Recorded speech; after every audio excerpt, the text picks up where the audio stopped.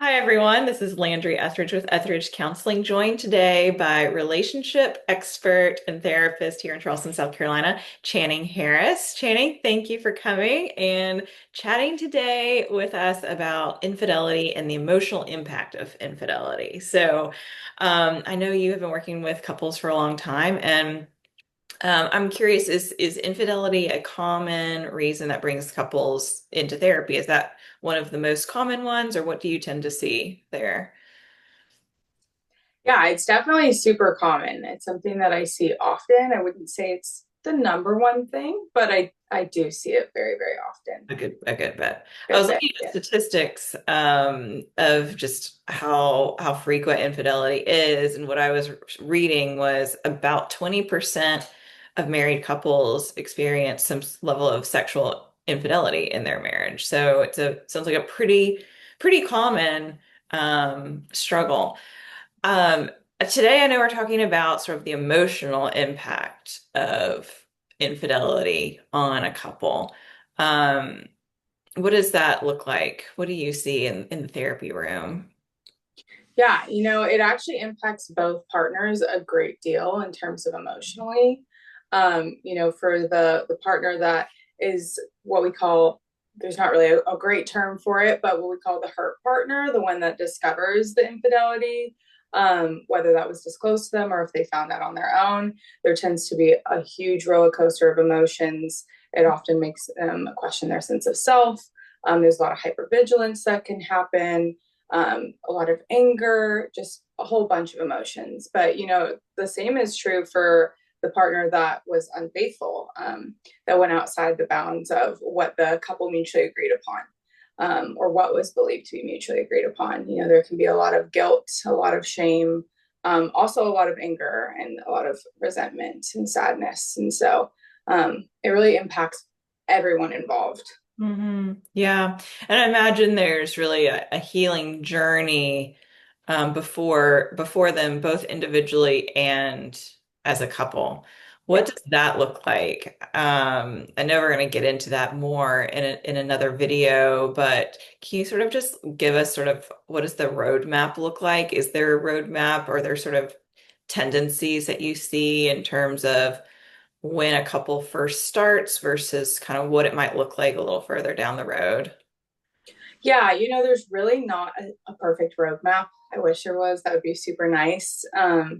It really is unique to the couple. However, I will say that, just in the grand scheme of things, there is generally this, when people first come in, this feeling of not knowing what weighs up, what weighs down, experiencing a lot of emotions, really just not even quite knowing for either person how to move forward, Mhm. or if the relationship can be saved. So I would say that's the number one thing that I see when people come in after infidelity, is just a lot of confusion, because after experiencing something like that, your body goes into automatic drive, and so you experience a lot of overwhelming emotions.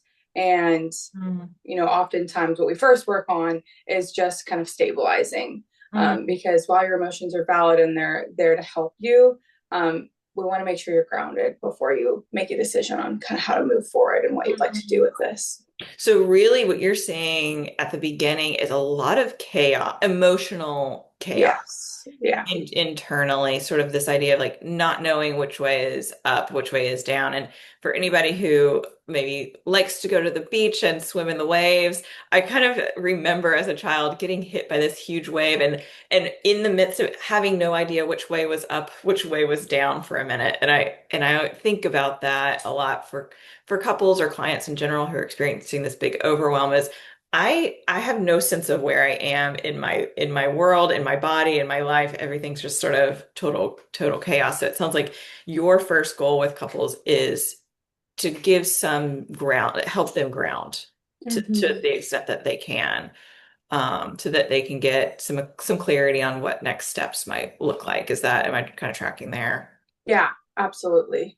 And that's actually a really good analogy, because if you've ever spent time in the ocean, they often tell you panicking and, trying to swim without even like slowing down and thinking. Sometimes you end up swimming the opposite direction, end up Mm. swimming down and getting deeper. Instead, you're actually supposed to relax, you know, not take a deep breath literally, but almost like mentally imagine taking a deep breath and then kind of taking a second to identify, okay, which way could be up. So if you're surfing, your board might pull you on the leash because the board floats to kind of Mm. give you direction. So that same idea of, okay, let's just take a second and like gather all the information and then kind of go from there.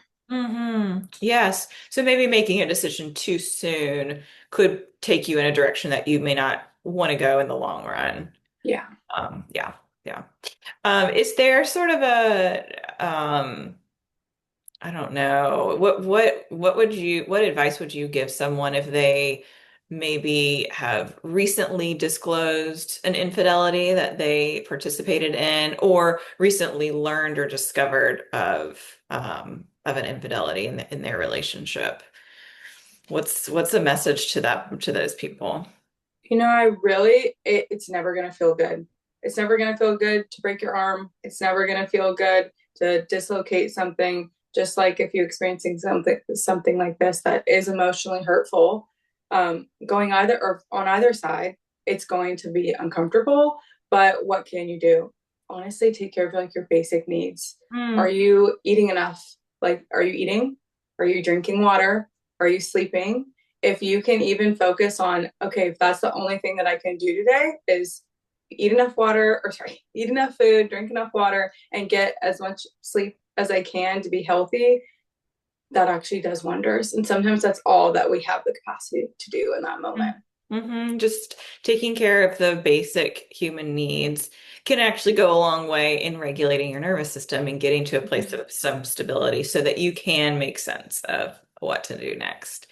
Well, thanks so much for talking to us about this, the emotional impact of infidelity. I know there's so much to say on this topic, which is why this is a four-part series. There just is a lot to say. It's very complex and layered. And no two couple is the same. There's differences. People process grief and shock in different ways. So, um, yeah. So if anyone listening or watching has experienced infidelity, either recently or in the past, and it still needs to be processed, definitely encourage you to reach out to a therapist if you're in the Charleston area. Obviously, highly recommend Channing at Etheridge Counseling. She's has a lot of experience in this area, unfortunately, but that can be a really helpful way to navigate, just kind of get some clarity for yourself or as a couple coming in. So highly recommend that. And yeah, and stay tuned for more on this topic. Thank you.